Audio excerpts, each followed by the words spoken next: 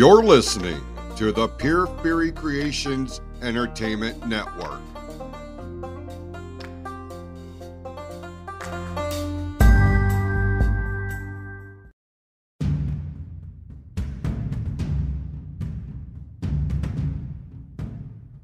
The views and opinions expressed on this episode are those of the speaker and do not necessarily reflect the views, opinions, or philosophies of the PFC Entertainment Network or any of the affiliates that make this show possible.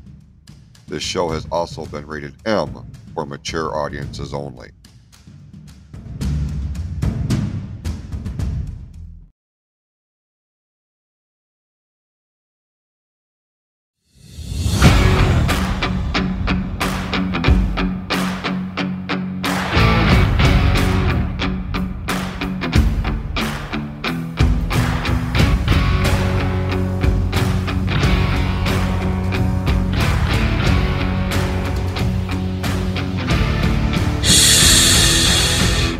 We don't talk about that.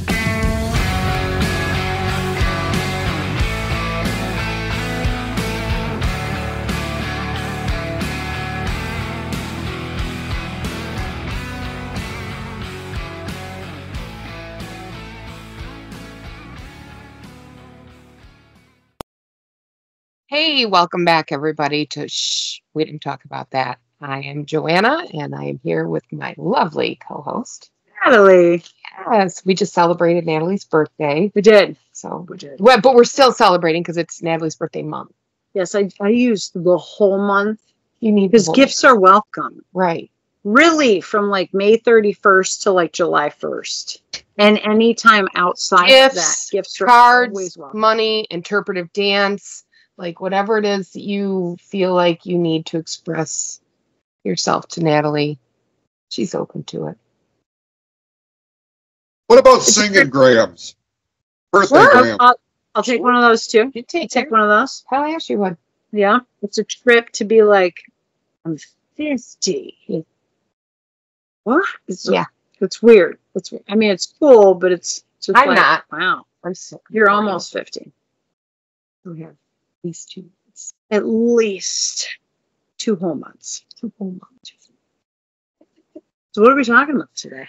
Well, we are talking about boundaries, and not only what they are and how to set them, but also how to set them with other people, but how to work with boundaries with yourself and how to use them for growth and change, how to accept them when other people give you boundaries. Mm-hmm. We have a lot of different little subtopics underneath this topic, but boundaries has been one of my biggest challenges. I don't know about you guys out there, but for me, boundaries is one of those things that I'm like, I can't tell them what to do, or I can't tell them what to think or say or whatever, or I don't have that right or whatever, because you have that trauma upbringing, or that background. And so you have kind of that, like, a people pleasing, got to make everybody happy. So I can't set a boundary and tell people what I need, right, because I need to make sure that everybody else is cool. That codependency goes with boundaries. Yeah. So it's been one of those real struggles for me. And, I've gotten much better at it, not only recognizing when other people are setting them with me, which is also a challenge for us. When somebody's trying to set a boundary with you, we tend to get offended, right, and defensive. And one of the moments for me was like recognizing when someone is trying to set a boundary with me, they are attempting to have me in their life in some way. Because if they weren't, they wouldn't give a fuck and they would just cut me off and walk away. Right. But instead, they are trying to give me some kind of parameter. And I guess we should define what a boundary is before we even get into all this. So what would be your definition of a boundary for a client? For the Google. But also myself. But also yourself. So boundaries are invisible lines that define what behaviors are acceptable. So this is what you are willing to accept from other people. They can be physical, emotional, time-based, space-based, intellectual. Like, there's multiple different types of boundaries that you are able to set with people. And the goal of a boundary is to help protect you and also teach other people how you want them to treat you or how you want them to communicate with you. Yes. Because all of that is a big piece. And growing up with trauma and having those kind of codependency behaviors or those people-pleasing behaviors, like we learn as long as people around us are okay, that means that we're okay. Until you start getting into like the healing process. And through the healing process, you're like, I don't want to accept that, well, that's just dad, or that's just grandma, or that's just so-and-so. Like, I don't accept that anymore, and I'm not comfortable with how they're talking to me or what they're saying to me. So I need that to stop, but I don't know how to do that. That's where boundaries come into play. Inherently, like, you're creating guidelines for how you want to be treated by other people. You're letting others know what is and is not acceptable.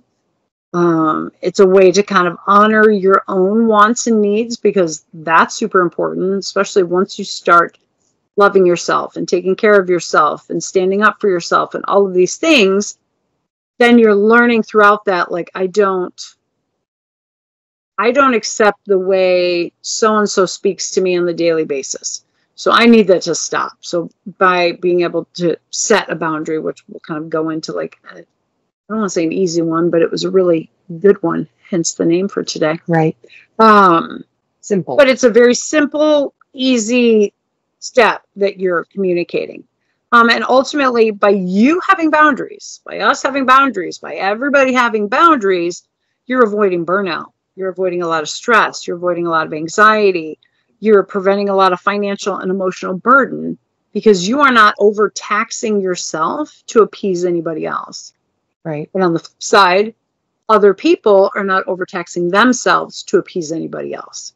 Right. So just because we set a boundary with someone doesn't mean that that other person cannot also set a boundary with us based on things. Or that they have to accept our boundary. I mean, 100%. they don't have to accept it. They don't have to listen to it. But then that also, we can't force them. Right. To like, you have to follow this boundary. What we can do is give them consequences. Yes. We can let them know what those consequences are. And then whether that's that, the friendship would change, or the nature of the relationship would change. So maybe the relationship would end, depending on what it is. But that's where your power is. It's not in controlling the other person's actions and behaviors.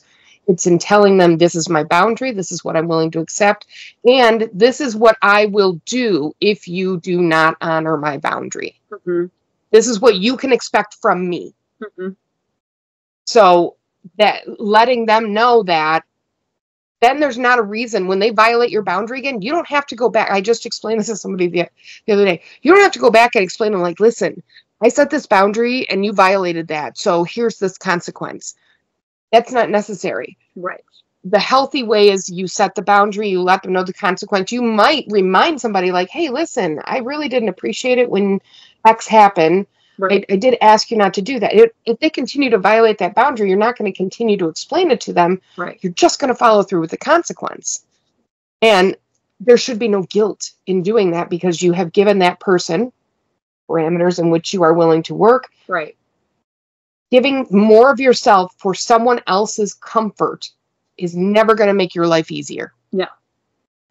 And that's something that trauma victims have a really hard time grasping. I also didn't understand that we also set boundaries with ourselves. We do it when we diet. We do it when we exercise. We do it when, we say, I'm going to commit to, I'm going to do that. I'm going to journal every single day. And, if I don't, then maybe I don't get this treat or whatever. Like, you try and set a reward system that can help you do things that you don't necessarily enjoy doing, like exercising, following a diet plan, following a mental health care plan. I did something recently with an internal boundary where I was like, nobody talks to me more than I do, because you have your own thoughts in your head. So True. If I am not going to be kind to myself the way that I'm kind to you or to my other friends, anybody that I love, a 5-year-old child, if I can't speak to my inner self the way that I can a beloved person, then I am not somebody that should be advising myself on what I should be doing with my life. I need more work. Right. So I need to set that boundary to say, okay, I'm no longer going to speak to myself this way. Mm-hmm. And if I do, which I don't expect I'm always going to meet the boundary perfectly. Sure. If I do, though, that means that I know, okay, I just violated that boundary, which means I cannot take what I'm saying here at face value. I am in my adolescent chair, or I'm stuck in my ego, or whatever verbiage I need to use, and I'm not doing something healthy. So it's time for me to remember my boundary, go calm myself down, and then come back and revisit this whole topic with a different mindset of how would I speak to my grandchildren about this. Right. And that is one of my motives. I'll just think of somebody that I really love and be like, how would I speak to so-and-so about this? Okay, great. And then turn it around the conversation myself, either orally or internally. Right. And make sure, but just setting that boundary with yourself is it's like an internal little marker to your brain that it goes, oh, okay, that's something that we got to pay attention to. And we know that what the path is for us to not behave this way. So that's, it's easier than to notice patterns of unhealthy behavior. It's easier to stop patterns of unhealthy behavior, even if you mess up on following through with the boundary. Just by the act of saying, I'm going to set this boundary, and then noticing when you do it and being like, okay, I can do better next time. Yeah.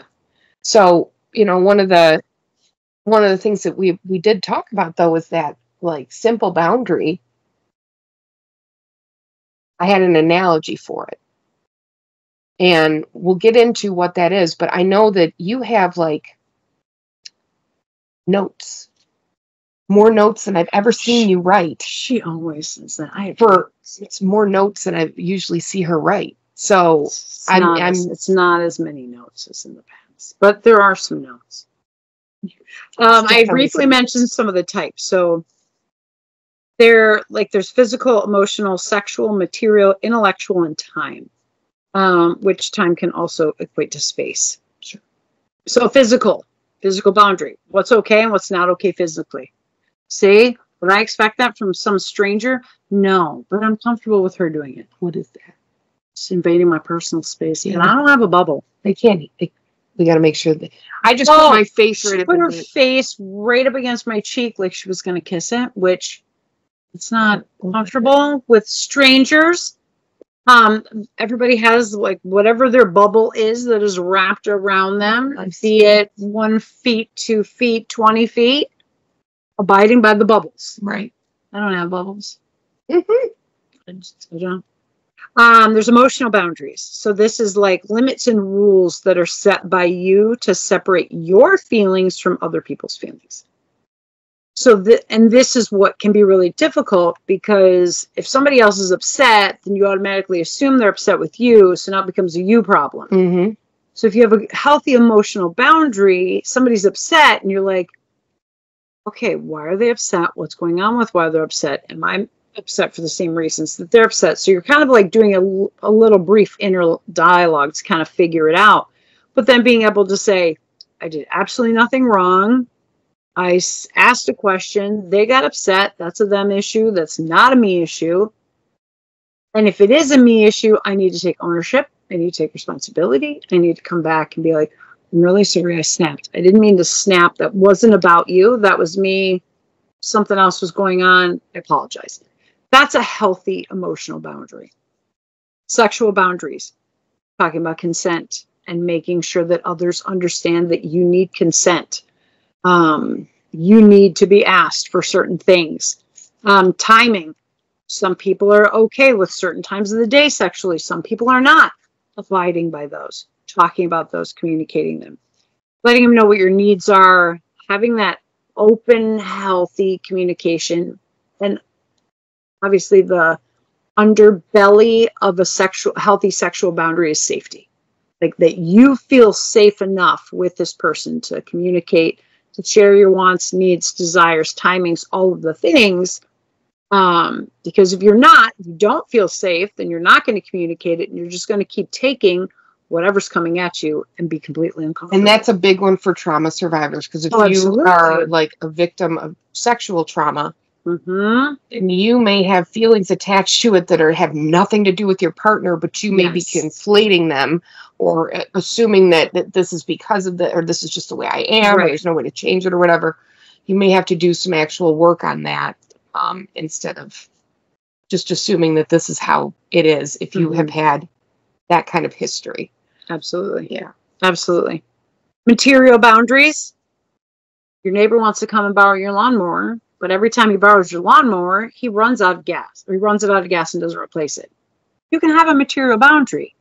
Bob comes to borrow the lawnmower, and you're like, Bob, every time I've let you borrow my lawnmower, you bring it back empty. So unfortunately, not even unfortunately, you never have to apologize for setting a boundary. So I'm not going to let you borrow my lawnmower anymore. And that's okay. People come to borrow cups of sugar. You don't want to give me sugar. No, I don't have any sugar to give you. Like, this is a way for you to protect what is yours. You do not have to share it with anybody if you don't want to. So again, it can be difficult because you're like, is this a lawnmower? But then who has to go get the gas can? Who has to go to drive to the gas station? Who has to fill the gas can? Who has to put the gas back into the lawnmower? Giving more of yourself to for that person's comfort. Exactly. Yeah. No offense to any Bobs out there. An intellectual boundary. So this is protecting your privacy, your autonomy, your beliefs, your emotional health, and limiting who gets access to what. So an example would be, like, your friends know that you have like a lot of medical issues. But there's certain people that you really only share like the bigger medical issues or your deeper concerns or your deeper fears. Just because your friends know you have medical issues doesn't mean that your friends need to know every single detail about your medical issues. Right. It's none of their business. And you don't have to share that. Being able to hide your phone when you're typing in your passcode. That's your privacy, protecting your privacy. Right. People want to ask you a whole bunch of questions about what church you go to and what do you believe in. You can absolutely tell them, or you can say, my beliefs are private. I don't wish to discuss it. Same thing with religion, or I already said religion, politics. Touch your tattoos. I have so many people coming up. I know, especially the older population. They think it's feathers, so they come up and touch it. Yeah, yeah, yeah. They like to touch it. And the last one is time, which is also space. So this limits how much of your time, your space that you're giving away to other people. I know there's a fly in the window. He is so loud. But how much time and space you're willing to give other people. If Sunday mornings are your time to go to church, journal, read, yoga, sleep in, whatever it is you want to do, and that is sacred to you, then your Sunday mornings are off limits to literally everybody. And it's okay to be like, I can't do Sunday mornings. Yeah. You don't have to explain why. No, it's me time. That's my personal time, and I covet that time. And that's okay to do that.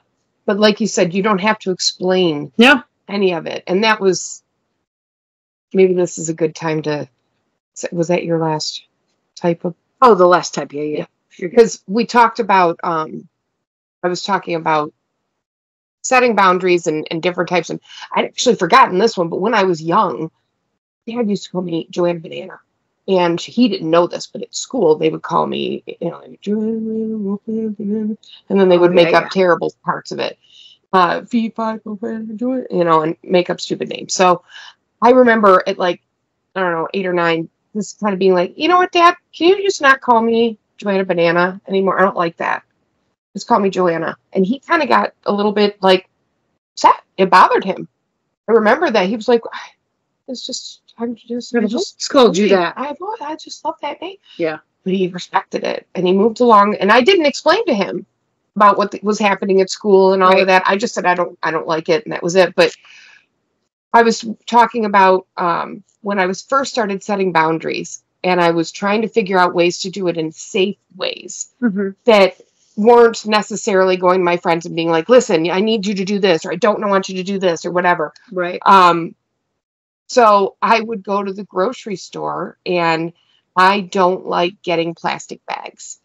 And so I started making a commitment to, okay, I don't want to get the plastic bags. Is when I get there and you start unloading the groceries, by the time they get down to the end, the guys at Kroger will reach. By the time I even turn around, they've got half of it bagged and it's in plastic bags. And I would feel uncomfortable saying, I don't want those. I don't like that. I would feel like I was putting them out because they had done this work, and I'd have all these reasons. And meanwhile, I'm thinking about the huge pile of plastic bags that's underneath my sink at home. And I just, you know, and they're going to go into the landfill, and I can burn the paper ones and use them I have all these reasons.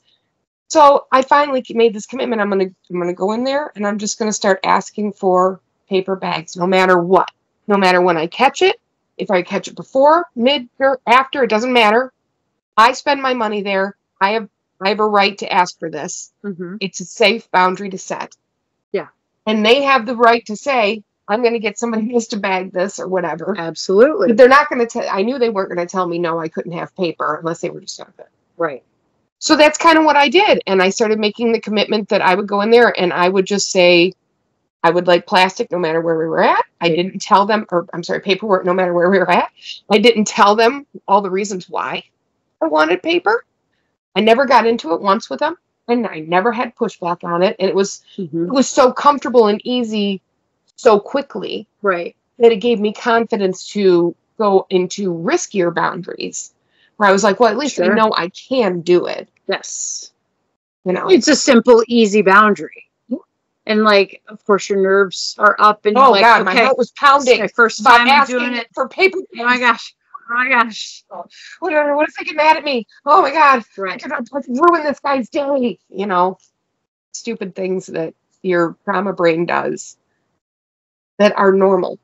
Yes, it's just a normal reaction. You don't understand why you feel this way, and it's all that it's trauma brain. Remember, trauma brain picks up patterns.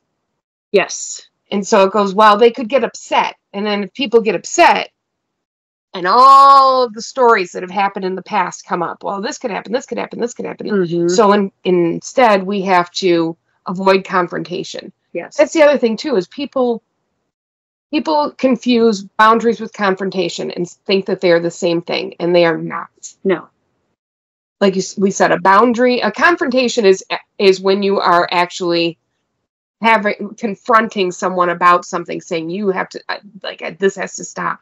Especially, it can be a more, I don't want to say aggressive, but assertive. Yes, assertive. Yes, assertive way of speaking to somebody versus a boundary can be something very simple, I really prefer blue versus yellow and things like that. Right. Or, I don't like brown M&Ms or whatever it is. It could be something that simple.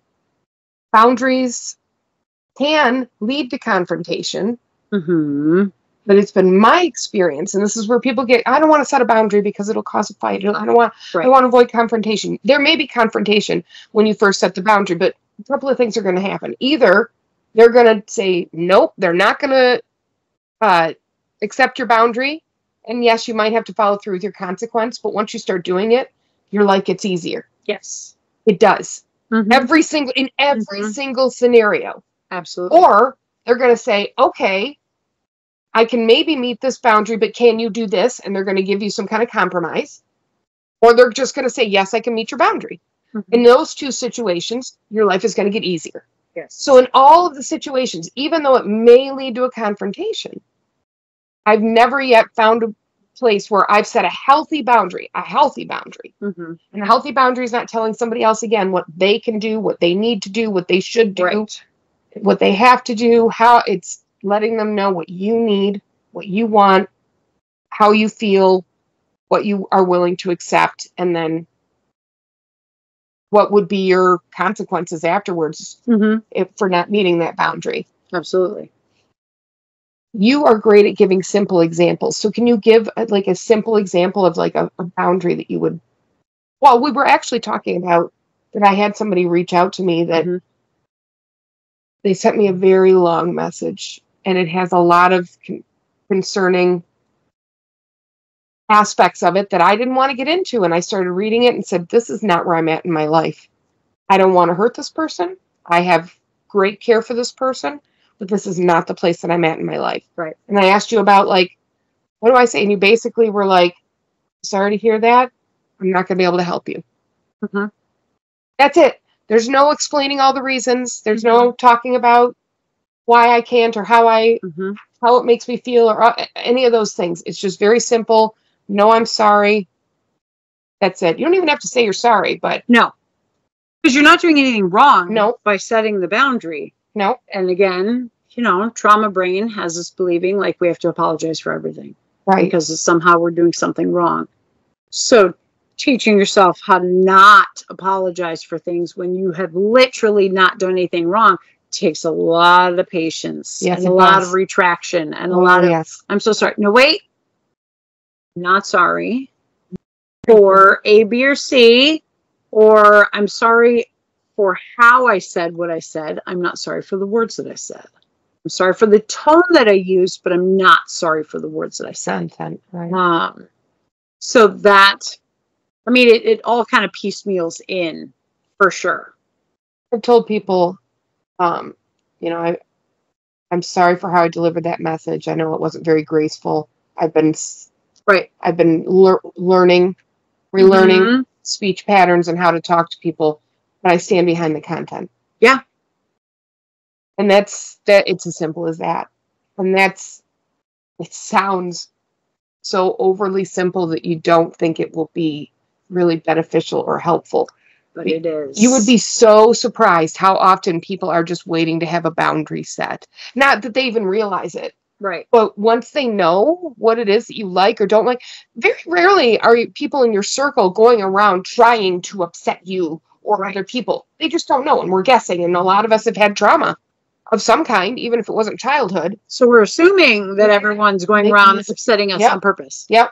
And so we have these assumptions, and then we make up stories about it, and then we react and have feelings. We have feelings about it, and then we have the reactions after those feelings.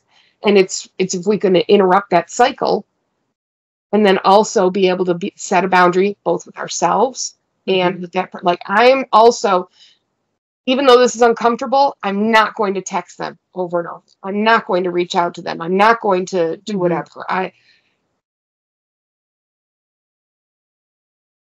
It's pretty phenomenal to me how often, like, I used to chase people's love and affection, and now I can just, and I'm not saying that this wasn't easy, folks. This was not easy. This took work, a lot of work, and we're talking about 10 and a half years into therapy. I've done 3 sets of EMDR, plus I just finished another set on value and worth, and that's helped so much. But I have people in my life that I used to chase to get their love and affection, and now I'm like, I would love if they were part of my life. They're not choosing to be. And so I can't continue to chase the dream. Right. Because then it makes me feel like there's something wrong with me.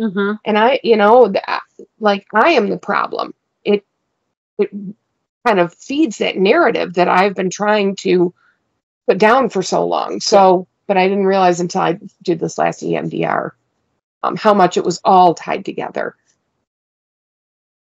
A lot of it comes from being able to, if you can learn how to set the earlier you can learn how to set healthy boundaries, the more it's going to benefit you. And the more comfortable you can get with it. My youngest grandson, Oliver, man, that kid has no problem setting a boundary. He's just like, nope. And then he'll just leave. He doesn't care. He has 0 fucks to give. And there are times where he'll be like, no, I'm not doing that. I'm not changing, or I'm not doing whatever. And I'm like, I want to get upset with him, but he's actually asserting what he's going to learn a consequence, whether it's good or bad, or maybe he'll be fine, whatever. But it's chilly outside and he doesn't want to put on a long sleeve. He just wants to wear his jacket, whatever. Like, there's simple things that I'm like, and I told him the other day, I don't even remember what it was. It had something to do with, like, not giving a bowl up or something. And he was just like, no. And I said, I want to be mad, but honestly, keep doing you, buddy. Like, keep being yourself and keep that confidence. Yeah. Maybe get a little nicer about it. Age will do that. Age will do that. Yeah, no doubt. You know, so it's have the confidence of a 5-year-old if you can in setting boundaries. Like, try not to worry about what other people are going to be thinking or saying or doing about you, because it's really none of your business. No, it's really not. No, you need to decide what you need, and then you go about cultivating relationships and setting boundaries within those relationships in order to get your needs met and also to be there for other people. Yeah. And I think one of the biggest things is, like, a lot of people will be like, well, how? Like, how do I set a boundary? Yep. The first thing you need to figure out is, what kind of boundaries do you want to set? Like, what do they fall under? Do they fall under physical, emotional, intellectual? Like, what are those specific boundaries? And then communicate what those are to yourself. So now you're telling yourself in the mirror. Like, you're practicing with yourself. Or writing it or whatever. Or writing it down. Anything where you're communicating your needs first to yourself, because your body's going to tell you, yep, that's right. Yep, that's resonating. Or it's going to be like, no, you're completely off base. That's not what we want. So it allows you to kind of figure out what it is that you're wanting to set with other people. It takes courage. What am I feeling? Consistency. Yep. Strength and follow through. Just because you set a boundary and say, no, I will not communicate with you if you're going to scream at me. Just because you say it one time, I'm not going to communicate with you if you scream at me. I'm going to leave the room when that happens. And then the next 5 times they scream at you, and you just kind of sit there and you wait for them to be done screaming, and then you engage. Now you just blown your own boundary. Right. So it's hard enough to set it, but then the second step is even more difficult, is the following through with it and the being consistent. I was just talking to a client earlier, and like, she's had a lot of conversations with her mom and has set some boundaries with her mom, and things will go great for a while, and then her mom will backslide. And she's like, I keep telling her about the boundary. And I said, okay, well, what's the consequence? She tells me the consequence. I said, and have you, like, upheld that end of the consequence with your mom? And she's like, no. I said, okay, well, what's stopping you? Here's where barriers come in. Fear of rejection. Yep. Fear of abandonment. Yep. Fear of confrontation. Yep. The guilt and the shame. Or I just don't know how to follow through. So then talking about it, like, are you going to feel some guilt, maybe some shame? You might, absolutely, 100%. But the more you're asking yourself, is this what's best for me? Is this healthy for me? Am I doing anything wrong? And if all the answers are the answers that you need, then the guilt and shame is slowly going to subside. Could there be rejection? Could there be abandonment? 100%.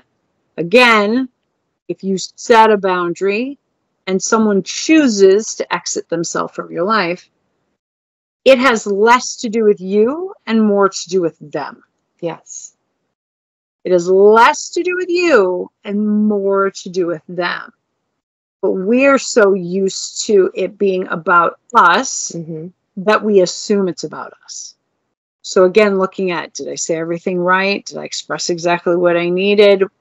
Why did they leave? Why did they walk away? Why don't they love me? Why don't they want to fight for this?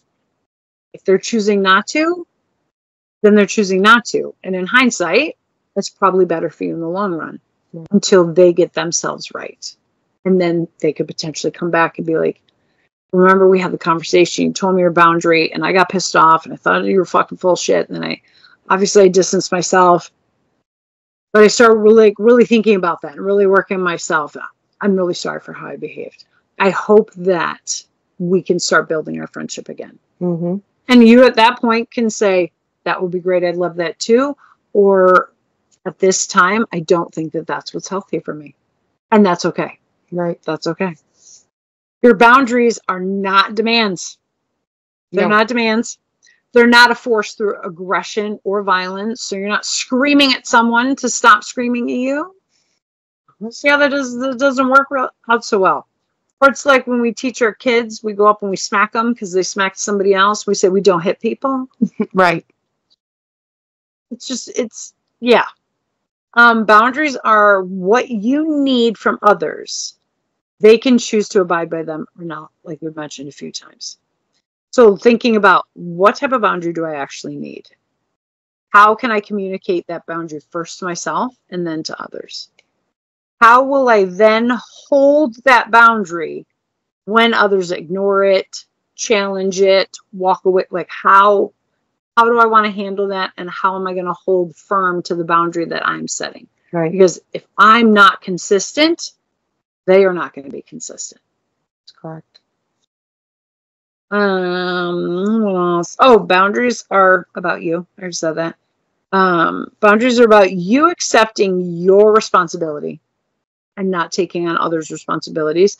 Again, super hard when you're kind of taught that everything is your fault from a certain age, and then realizing, oh, I didn't do anything wrong in that conversation. I didn't yell. I didn't cuss. I didn't demean. I didn't name call. I simply said A, B, and C. So I did nothing wrong. Why is he or she upset? That's a he or she problem. That's not a me problem, because I did every boundary that they've given me, I've abided by. The one boundary I've given them, or the 7 boundaries, they have not abided by. So remembering that boundaries are about you taking responsibility, ownership, acceptance with you, and taking your power back from other people. And boundaries are also included when you tell people no for your time, Yes, for your energy, for your space, for whatever it is. It is okay. And no is that's it. You can just say, no, thank you. No, whatever. And that's it. That's your boundary.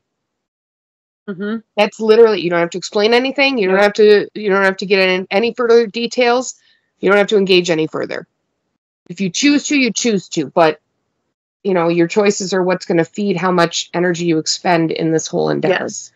And the less energy you expend in trying to create, cultivate, and then maintain a boundary, the more peace you will find in your life. So if there's a boundary that you are finding that you have to expend a ton of energy to keep this boundary maintained, Mm-hmm. that's when you might be like, is this worth the energy Right. that I am going through right now? If you have, let's say, a friend who speaks to you terribly and you've been like, it hurts my feelings when you say these things, and they just won't. They'll say things like, oh, well, not everybody's as smart as you are, or things like that, whatever. Mm-hmm. And you consistently let them know that hurts your feelings and they don't stop. It's okay to be like, you know what? Maybe this isn't the right fit for me. Mm-hmm. Somebody asking for your time constantly and then not making sure that there's a balance, that it's even. Right. So that you are feeling like, oh, I'm the one who's constantly giving, and I'm feeling drained. Being able to say to that person, no, or I can't give anymore, or backing away from as much time, whatever it is that setting that boundary looks like, without getting into a ton of explanation. Right. Because when you start explaining it, then your brain is then like, oh, you know what? I have to make excuses for this because I don't really deserve this thing. Right. If you deserved it, you would just state it and move on. And your body will start to react and let you know that, okay, you're saying too much.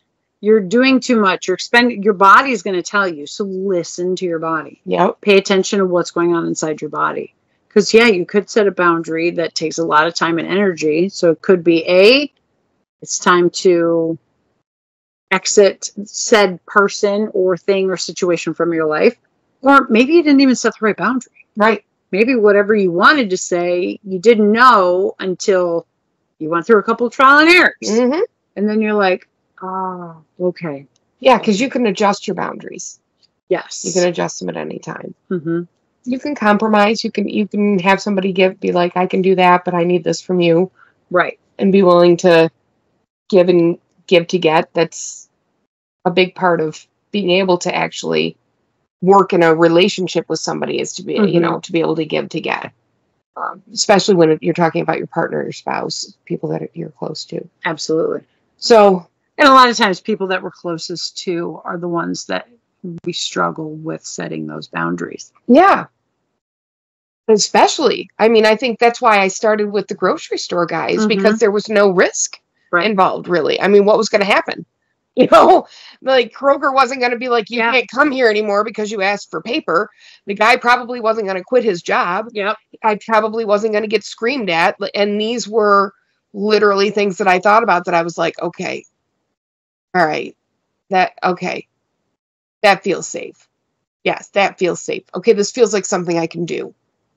And it's okay. It's okay to be at that level of not being able to set a boundary comfortably. That was back when my therapist had suggested that I just set a boundary with my mom about what she was emailing me and sending me, and I started just bursting into tears and was like, I can't do that. Right. Because the consequences were just, to me, were going to be awful. But I didn't realize that I didn't have to listen to all of her griping about my boundary.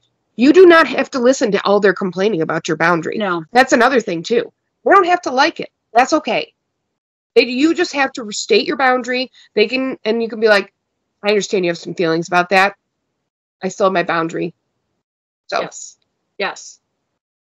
I was just thinking when you were talking about like the paper or plastic and setting it in the grocery store, like another simple one is, anybody been in Victoria's Secret, Bath and Body Works, any major department store, and you have the 2,700 people that have been standing there waiting for you to come in the door so they can come and help you? Oh, yes. Even Sam's Club. You know, credit card today? You want to sample? Help you. Yep.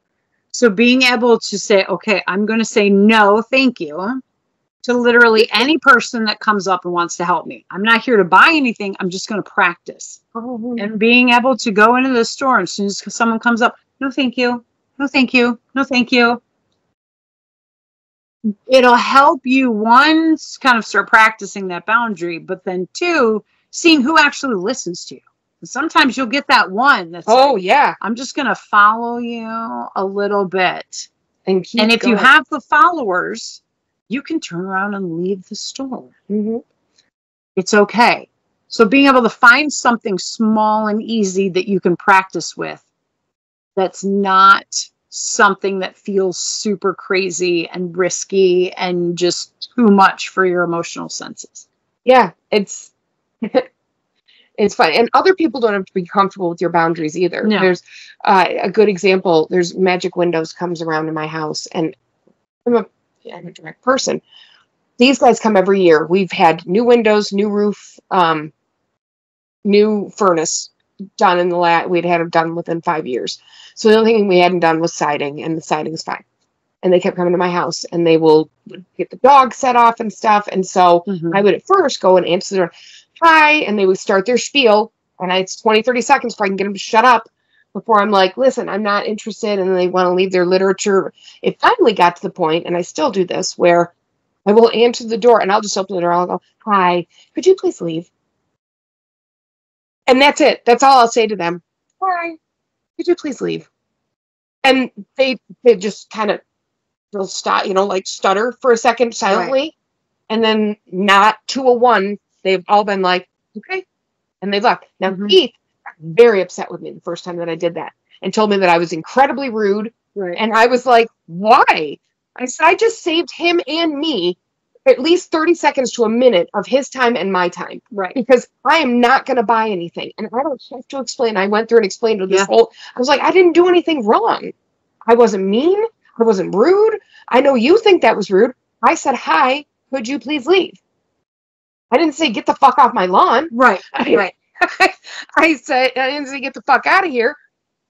Same thing at Sam's Club. And he's used to it now. I mean, now actually he tries to catch them before I get in there, but we'll be walking in and they'll try to get you for the credit card or whatever. And I'll be like, oh no, I know I look fun, but I'm not. Or I'll say things like, today's not the day. It's not the day. And they'll keep going, and I'll be like, I'm sorry. Was that confusing? And I will give them the face. Do I look like someone that looks like you want to talk to?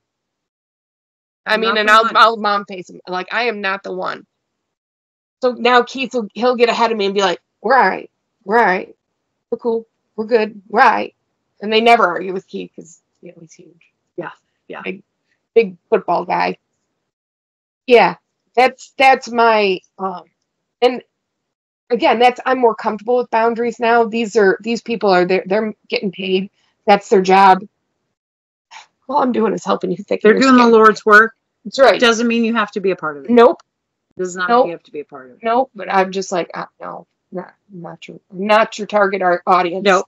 I can promise you. So, yeah, there's simple ways that you can go around and set boundaries without having any risk really to yourself at all before you start setting them with people that it really matters with and feel comfortable with it, but I love the idea of getting in front of a mirror and saying your boundary to yourself because you want it to be clear and concise. You do not want your boundary to be 5 paragraphs long. No. Your boundaries should be, it can't be like how I talk. It's got to be like a sentence or two. Keep it concise and clear. That's not comfortable. I would prefer something else. Don't have it sound like a question. No. Because if it sounds like a question, then they're like, well, if you could really not do that. Yeah. They're like, I don't understand. Yeah. So yeah, the more you're able to practice, the easier it sounds, and the easier it sounds for you, then it's going to be a lot easier to flow. Yeah. Again, not simple to do. And then you can get to a point where this past weekend at Pride, this is a great example of a boundary. And it was an uncomfortable situation. There was a person there that is more conservative, and they came to do our DJing, and we love being inclusive. But he definitely has different mindsets about things than some of us do. And his young daughter was there. And so we were out in the front, and we were moving some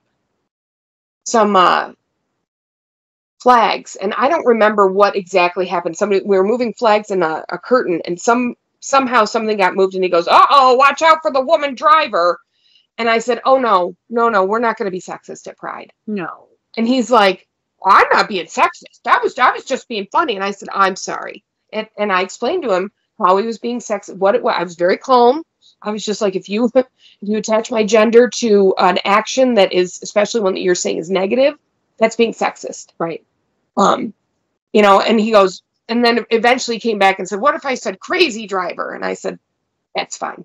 I don't have a problem with you saying crazy driver as long as you're not talking about somebody's mental health." Right.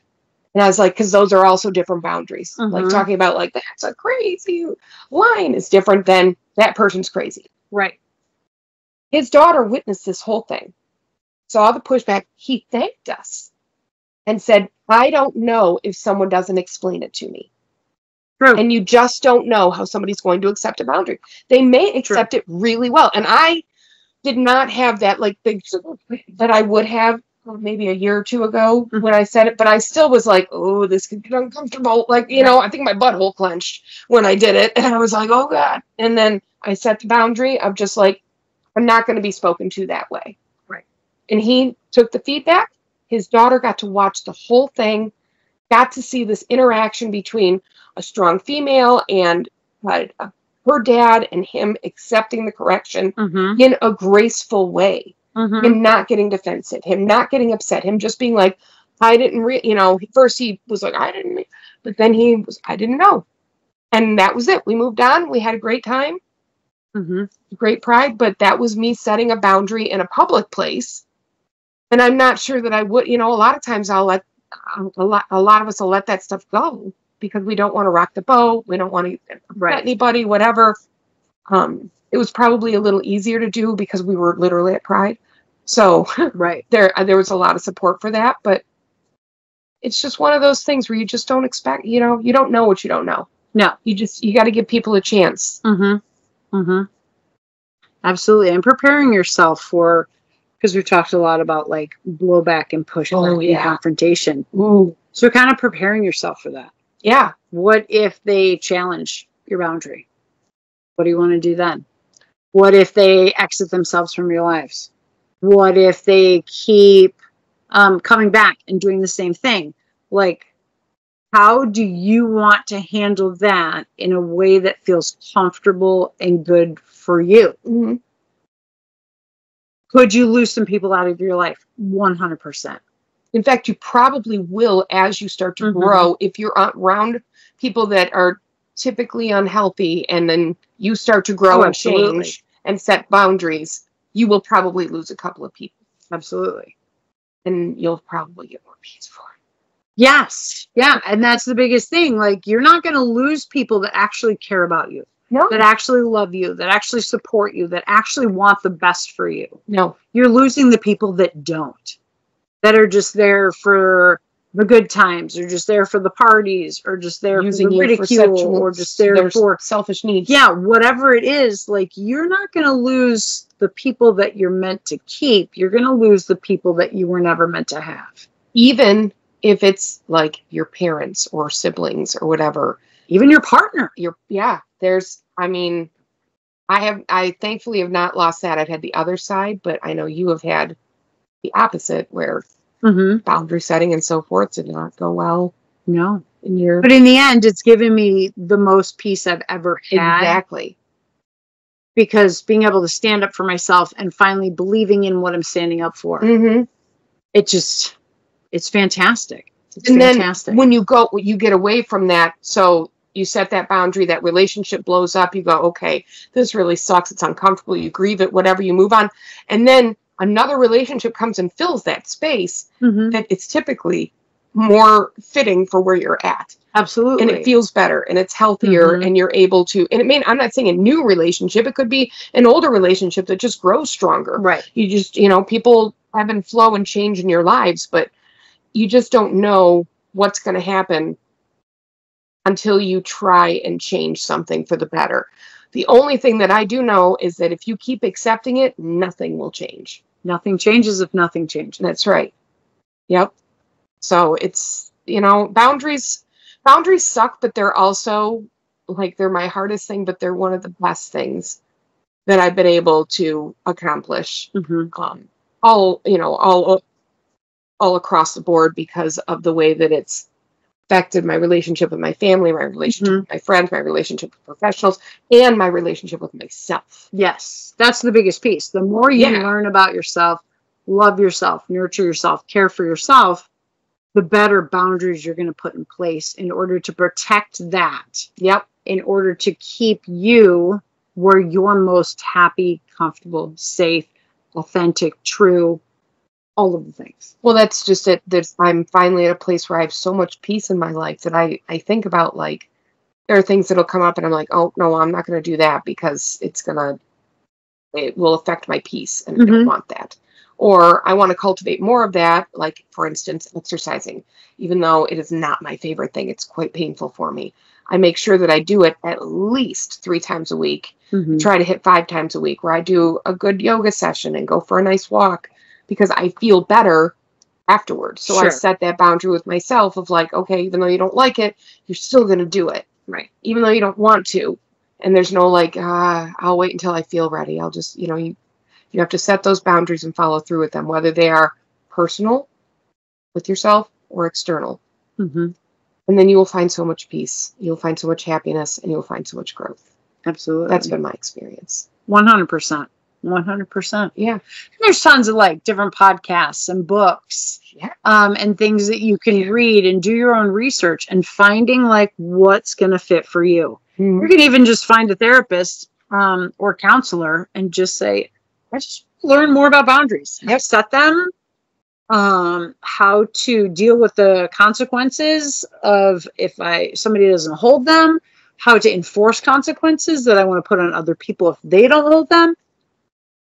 You don't have to have all of the answers in your head for all of the things. Right. There's a network of people, if you don't have your own people, that you will then find, which will then cultivate your true people. That's what Dave will ask me. What do you value? Right.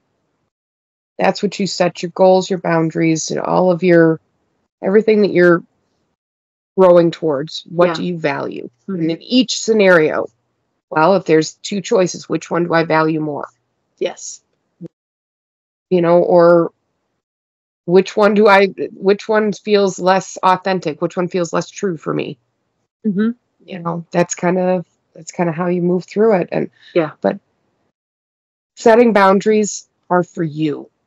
Even though you do it to teach other people how to treat you, they are to make your life easier, better, smoother, calmer, more functional, fit better for you. Mm-hmm. So those boundaries, regardless of if they are set on, for another person, they are for you. Mm-hmm. They're to help you.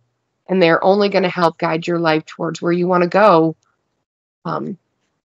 If you stay authentic to the things that you value. Yeah. Another thing that just popped into my head is like work. Yeah. If you're hourly, it's different. But if you're a salary employee, then sometimes, and say you're a salary employee, you get a company phone. It's Saturday night. You're bored on your couch. What are you doing? You're checking your emails on your company phone. And a lot of people are like, it's fine. I'd rather check them now than at work on Monday. I'd rather do this. Like you're giving yourself excuses for doing work on non-work hours, but it's taking away from something that you value and appreciate. Mm-hmm. Like, I mean, I'm not going to lie. I am one of those people. And for me, like I found what works for me. So that's what I do. But like I've had staff where like I'm sending emails like 10 or 11 o'clock at night and on a Friday, and they obviously are not answering me until Monday at whatever time. And a couple of them were like, I'm sorry, I didn't answer your email like earlier. Like I didn't see it. And I'm like, no. Just because I am doing what works best for me does not mean that I expect you to answer my emails, answer my calls, do anything outside of your work hour unless you are on call for whatever reason. Then that's your job. But otherwise, like if your day is done at 5, then you're done at 5. Like anything I send you after 5, that will wait. The same thing is true for phones. I wanted to add this on too. Phones, yes, yeah. Phones, because we act like we are automatically entitled to person's response sometimes, or their immediate attention. Yes.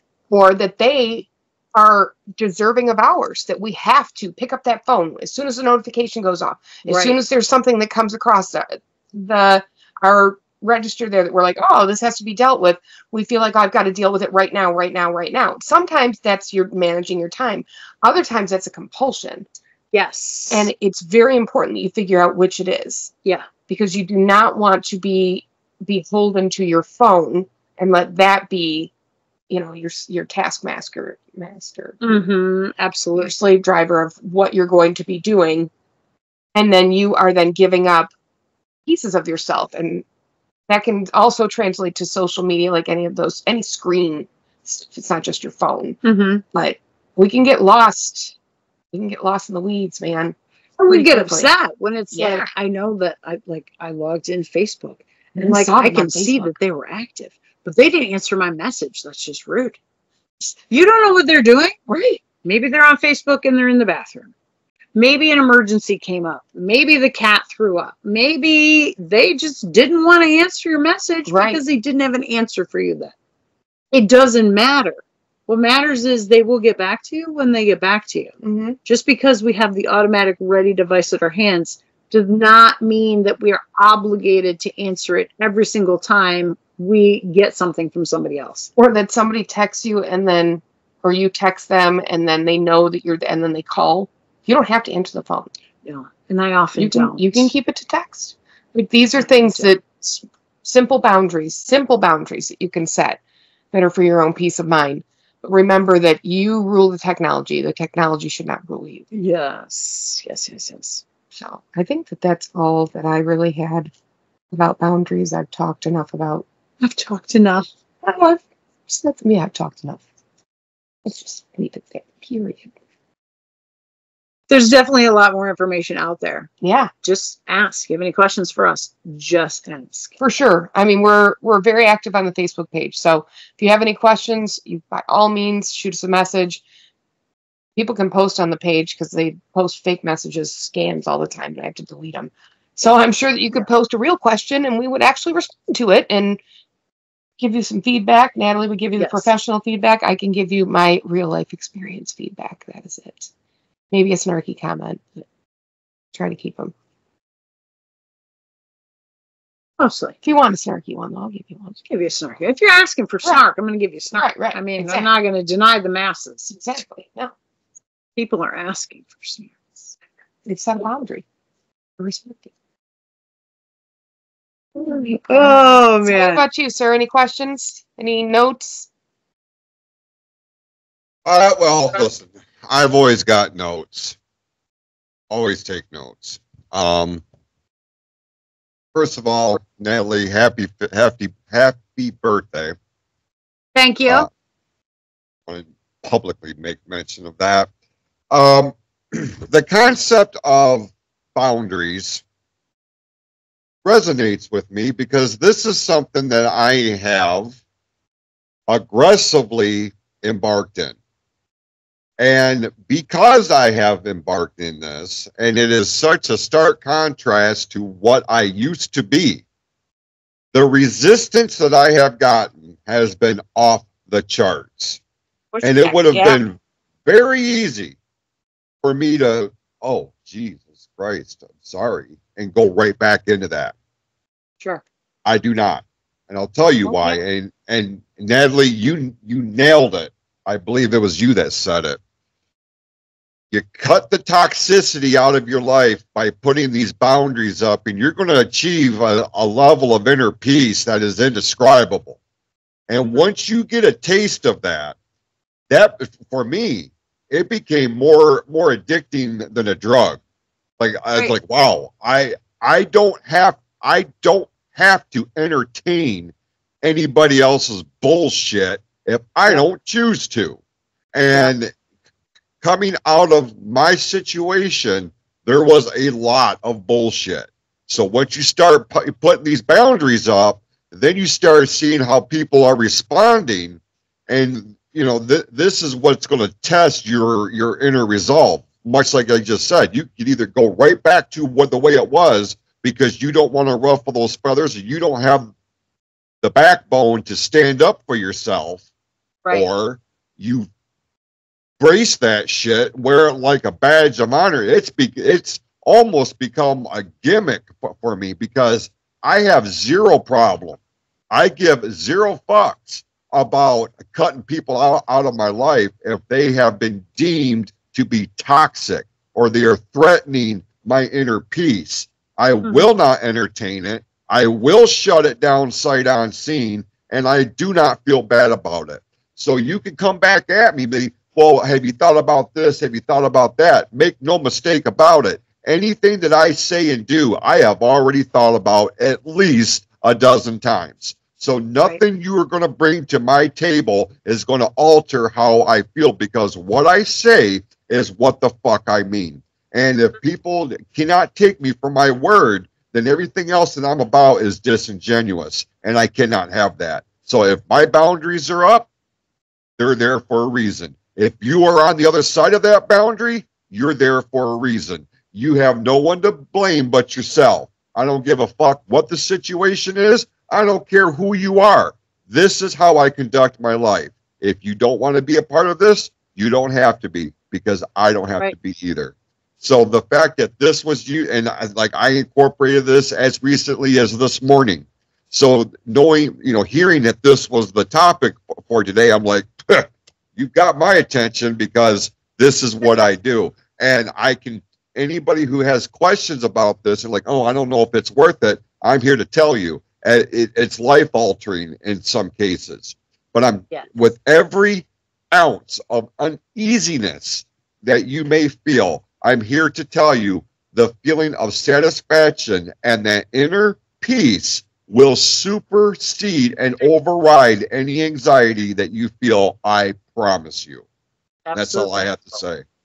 Well, I'm glad actually that you mentioned that, because one of the things that we kind of forgot to talk about was sometimes we will be in a situation where something will happen and we will get upset and set a boundary, and it'll be a hard boundary, and it'll be fast, and it'll be firm, and it might be a little harsher than we may have intended because of something else. And maybe we had a bad day at work, and then we come home and we snap at our kid or something like that.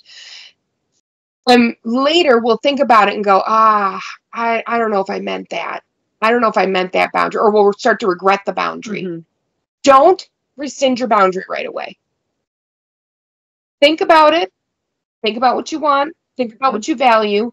You make course correct. You might adjust that boundary, maybe and be like, you know what? I know I said this. I actually meant this.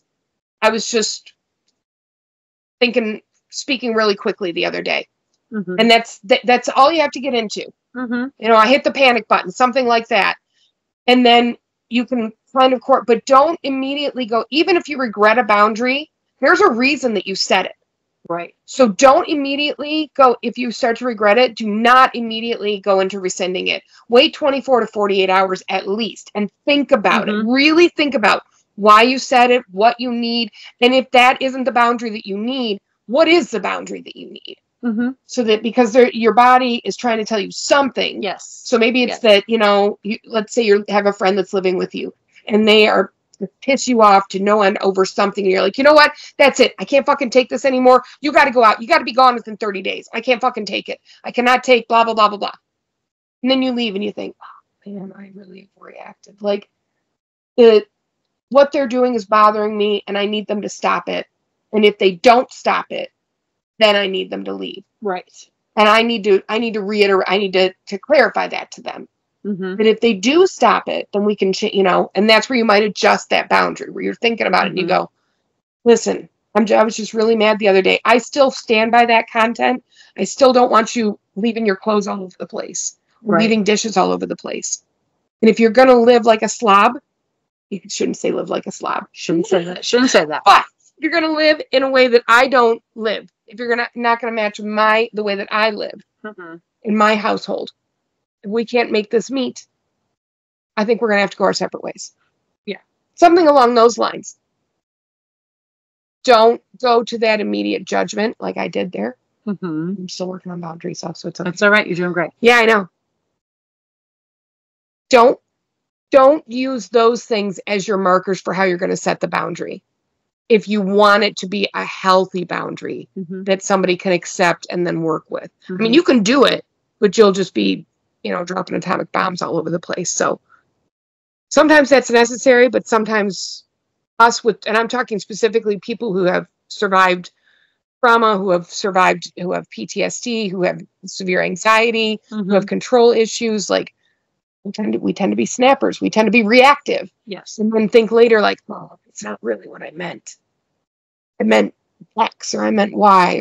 I've just, you know, my body was overwhelmed or whatever. And if that person is upset over the way that you treated them and the way that you reacted, then the relationship may be damaged, but maybe that's something that you then choose to work on in the future so that you can keep it from happening in other places. Right. Absolutely. You know, it's not that they have to understand or whatever. So, yeah, I think that's a good place to kind of leave the topic. If anybody has any questions, you know where you can find us on the Facebook page. I know Jason's got his end spiel there where he gives all kinds of deets about our website. Deets. All kinds of deets.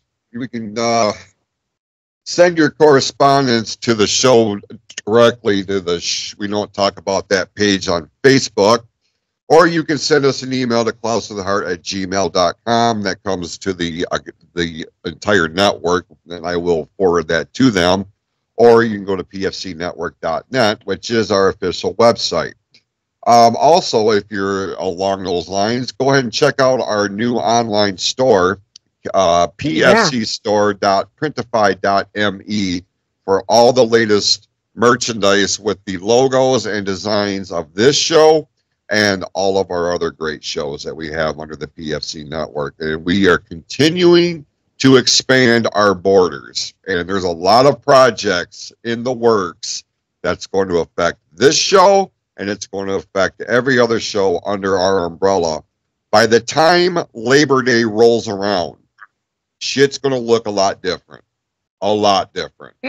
And in terms of our presentation, in terms of our realms of presentation, I am working non-stop to provide the best opportunity for these ladies and every other host that has a show under our umbrella. Stay tuned to our socials for all of the latest updates and information, because we've got a lot of shit that's fixing to come down the wire, and I'm excited about it. So, ladies, if there is nothing else, we will put a bow on this. Go out this week. Be awesome to yourselves and to each other. We appreciate you tuning in, and we'll see you next time right here on Shh, We Don't Talk About That, here on the PFC Entertainment Network.